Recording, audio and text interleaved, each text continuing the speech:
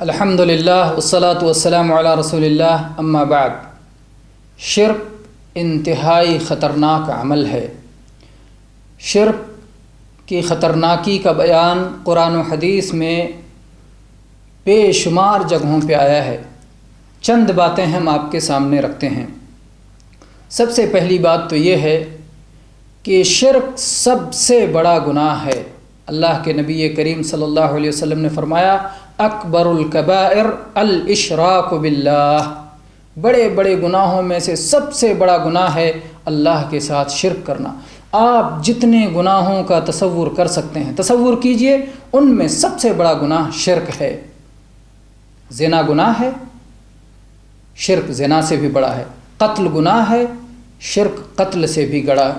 بڑا گناہ ہے۔ ظلم گناہ ہے، شرک ظلم سے بھی بڑا ہے، بلکہ سب سے بڑا ظلم ہے۔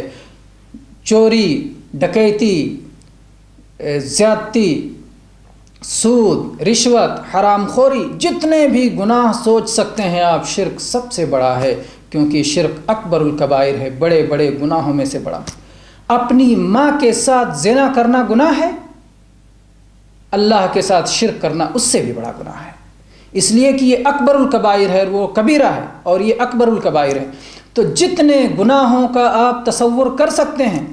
ان گناہوں میں سب سے بڑا گناہ شرک ہے، کیونکہ اللہ کے نبی صلی اللہ علیہ وسلم نے فرمایا، اکبر الکبائر الاشراک باللہ،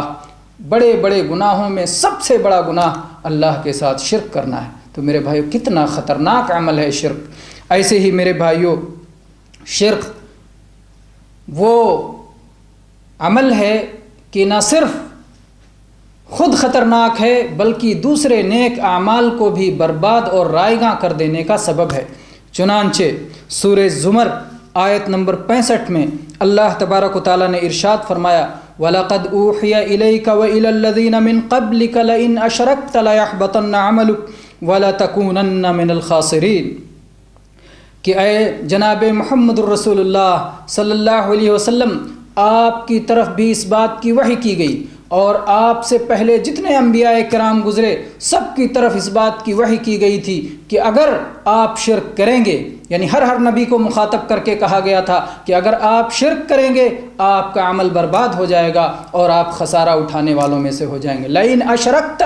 ڈائریکٹ مخاطب کر کے نبی کو کہا گیا کہ اگر آپ شرک کریں گے، یعنی سارے انبیاء کو کہا گیا، اور سید الانبیاء، خاتم النبیین، سید البشر جناب محمد الرسول اللہ صلی اللہ علیہ وسلم کو بھی کہا گیا کہ اگر آپ شرک کریں گے تو آپ کا عمل بھی برباد ہو جائے گا اور آپ بھی خسارہ اٹھانے والوں میں سے ہو جائیں گے۔ کیا میرے بھائیو یہ ممکن ہے کہ جناب محمد الرسول اللہ صلی اللہ علیہ وسلم شرک کرتے؟ آپ تو شرک کو مٹانے کے لیے آئے تھے، لیکن اللہ تبارک و تعالیٰ کو شرک اس قدر ناگوار اور اس قدر ناپسندیدہ ہے کہ اپنے محبوب، اپنے خلیل، اور اتنا بڑا سارے مرتبے اور سارا مقام عطا کرنے کے بعد بھی تنبیہ کرنا، اللہ تبارک و تعالیٰ نے ضرور تنبیہ کیا کہ اگر آپ نے بھی شرک کیا تو آپ کا بھی عمل برباد ہو جائے گا، شرک کو معمولی نہیں سمجھنا۔ تو یہ میرے بھائیوں، یہ شرک کے خطرناکیوں میں سے ہے کہ شرک اعمال کو برباد کرنے کا سبب ہوتا ہے۔ بڑے بڑے عمل آپ لے کے جائیں، آپ کے پاس صلاۃ ہو، آپ کے پاس زکوٰۃ ہو، آپ کے پاس صوم ہو، آپ کے پاس حج ہو، آپ کے پاس بندوں کی نفع رسانی ہو، آپ نے یتیموں اور بیواؤں کے لیے کام کیا ہو، آپ نے بہت سارے خیر اور بھلائیوں کے ڈھیر ہوں، لیکن شرک اگر آ گیا تو سارے کے سارے برباد ہو جائیں گے، کسی سے آپ فائدہ نہیں اٹھا سکتے، کیونکہ شرک سب کو، جیسے آپ یہ سمجھیں کہ جیسے آپ نے مال جمع کیا ہو، نوٹوں کی گٹھری ہو آپ کے پاس میں اور ایک ماچس کی تیلی لگا دی جائے، سب جل کے راکھ ہو جائے گا، ایسے ہی شرک کے ذریعے سے سارے اعمال تباہ اور برباد ہو جاتے ہیں۔ اس لیے شرک سے بچنا از حد ضروری ہے، شرک کہیں سے نہ آنے پائے، نہ چھوٹا شرک نہ بڑا شرک، تاکہ ہمارے اعمال محفوظ رہ سکیں۔ میرے بھائیوں، شرک کی خطرناکیوں میں سے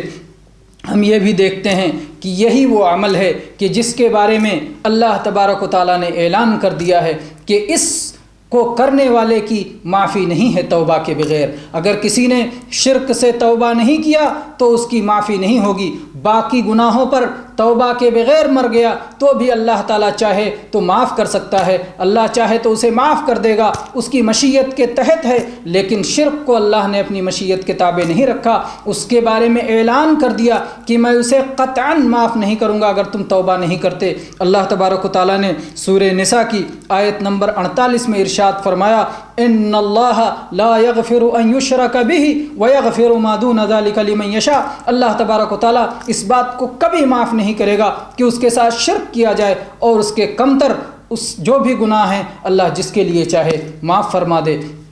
تو باقی گناہوں کو اللہ نے اپنی مشیت کے تحت رکھا، لیکن شرک کے بارے میں اعلان کر دیا کہ اس کی معافی نہیں ہے، اس لیے اس سے ضرور توبہ کرو جب تک جان میں جان ہے، جب تک زندگی ہے، اس لیے کہ شرک کی معافی ہونے والی نہیں ہے۔ اسی طرح سے میرے بھائیوں، شرک کی تباہ کاریوں میں سے، شرک کی خطرناکیوں میں سے یہ بھی ہے کہ شرک ظلم عظیم ہے، جیسا کہ اللہ تبارک و تعالیٰ نے سورہ لقمان میں لقمان علیہ السلام کا واقعہ بیان کرتے ہوئے ارشاد فرمایا وَإِذْ قَالَ لُقْمَانُ لِابْنِهِ وَهُوَ يَعِظُهُ يَا بُنَيَّ لَا تُشْرِكْ بِاللَّهِ ان الشرک لظلم عظیم۔ لقمان علیہ السلام نے اپنے بیٹے کو نصیحت کرتے ہوئے کہا کہ بیٹے شرک کے قریب نہیں جانا، شرک نہیں کرنا، کیونکہ شرک سب سے بڑا ظلم ہے، ظلم عظیم ہے شرک، اس کے قریب نہیں جانا۔ میرے بھائیوں، آج جب مسلمانوں کے درمیان شرک کی بات کی جاتی ہے تو کہتے ہیں مسلمانوں کو شرک بتانے کی کیا ضرورت ہے۔ لقمان علیہ السلام اللہ کے نیک بندے تھے، اور ہمیں یہ امید ہے کہ ان کا بیٹا بھی نیک بندہ رہا ہوگا، اور انہوں نے اپنے بیٹے کو نصیحت کی کہ بیٹے دیکھو آئندہ کی زندگی میں شرک نہ آنے پائے، اس لیے شرک سے ہوشیار رہنا، شرک کو سیکھ کے رکھنا، شرک سے بچ کے رہنا، نہیں تو یہ ظلم عظیم تمہیں تباہ کر دے گا۔ بہرحال شرک انتہائی بدترین گناہ ہے کہ جس سے ہمیں بچنا چاہیے۔ ایسے ہی میرے بھائیوں، شرک اتنا ہی نہیں کہ آپ کے اپنے اعمال برباد کر دیتا ہے، شرک آپ کو اس لائق بھی نہیں رہنے دیتا کہ دوسرے آپ کے لیے بخشش کی دعا کریں۔ شرک کی وجہ سے آپ ایسے بیچارے ہو جاتے ہیں، ایسے جو ہے اللہ کی نظر میں اتنے زیادہ مبغوض اور ناپسندیدہ ہو جاتے ہیں کہ دوسرے بھی آپ کے لیے مغفرت کی دعا نہیں کر سکتے۔ اللہ تعالیٰ نے ایمان والوں کو اس سے روک دیا ہے۔ چنانچہ سورہ توبہ کی آیت نمبر 113 میں اللہ تبارک و تعالیٰ نے ارشاد فرمایا ما کان للنبی والذین آمنوا ان یستغفروا للمشرکین ولو کانوا اولی قربى بین لهم انہم اصحاب الجحیم۔ نہ نبی کریم صلی اللہ علیہ وسلم کے لیے روا ہے، جائز ہے، اور نہ ہی ایمان والوں کے لیے بات جائز ہے کہ وہ مشرکوں کے لیے، شرک کرنے والوں کے لیے بخشش کی دعا کریں، وہ چاہے جتنا قریبی ہوں، چاہے جتنا عزیز اور رشتہ دار ہوں، جبکہ اللہ تبارک و تعالیٰ اس بات کو خوب واضح کر چکا ہے کہ وہ جہنم والے ہیں، وہ جہنم میں جائیں گے، تو اس لیے ان کی مغفرت اور بخشش کی دعا بھی جائز نہیں۔ تو ہم شرک کے ذریعے اپنے آپ کو اس پستی میں گرا لیتے ہیں کہ کوئی دوسرا بھی ہمیں کھینچ کے اوپر اٹھا نہیں سکتا، اس لیے شرک کو چھوڑنا اور اس سے توبہ کرنا انتہائی ضروری ہے۔ میرے بھائیوں، اسی طرح سے شرک کی خطرناکیوں میں سے یہ بھی ہے کہ جب جناب محمد الرسول اللہ صلی اللہ علیہ وسلم نے 7 ہلاک کرنے والے، تباہ و برباد کرنے والے بڑے بڑے گناہوں کا ذکر کیا تو آپ نے سب سے پہلے جس چیز کا ذکر کیا وہ تھا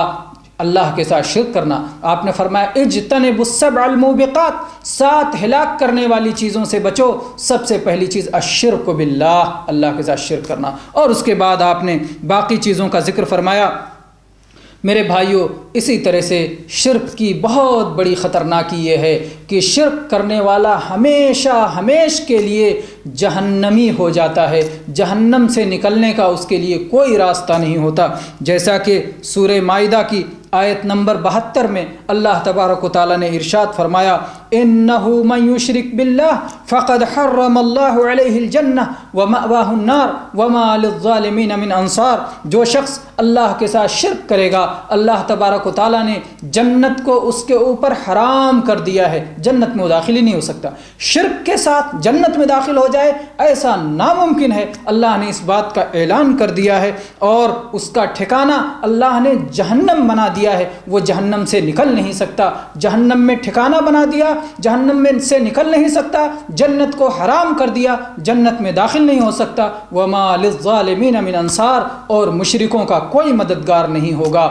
نہ کوئی ولی، نہ کوئی پیر، نہ کوئی فرشتہ، نہ کوئی نبی، اللہ کے سوا کوئی بھی اس کا مددگار نہیں ہوگا، اور جس کو اللہ دھتکار دے اس کو کون قریب کر سکتا ہے۔ تو میرے بھائیو، شرک انتہائی خطرناک اور انتہائی بدترین گناہ ہے، جس سے بچنا اور جس سے توبہ کرنا انتہائی ضروری ہے۔ اللہ تبارک و تعالیٰ شرک سے ہماری حفاظت فرمائے، آمین۔ وآخر دعوانا ان الحمد للہ رب العالمین، وصلی اللہ علیہ نبینا وسلم۔